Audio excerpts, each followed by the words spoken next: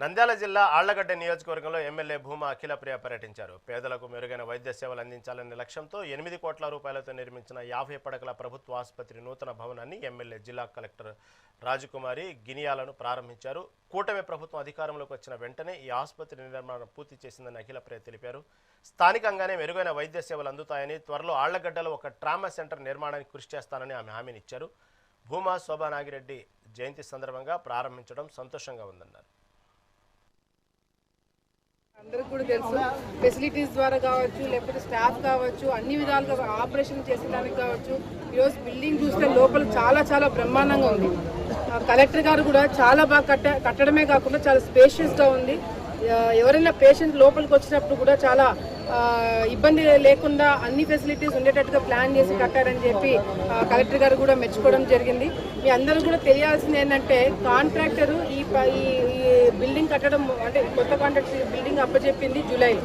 అంటే మేము అధికారంలోకి వచ్చిన తర్వాత మేము మేలో అట్లా వస్తే ఇది జూలైలో అప్పచెప్పడం జరిగింది. జూలై నుంచి ఇప్పటి వరకు కేవలం సంవత్సరంన్నర కాలంలో ఈ బిల్డింగ్ పూర్తి చేసి ఇది అప్గ్రేడేషన్ అయిపోయి మళ్ళీ పాత అంతా కూడా ఇక్కడికి షిఫ్ట్ చేయడం కూడా ఈ సంవత్సరంలో అయిపోయింది.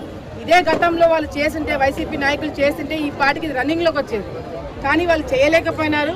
ఎందుకంటే దేవుడు కూడా తెలుసు, ప్రజలకి కూడా తెలుసు, మా చేతుల మీదనే ప్రారంభం అవ్వాలని వాళ్ళందరూ కోరుకున్నారు. కాబట్టి ఈరోజు నా చేతుల మీదనే జరిగింది.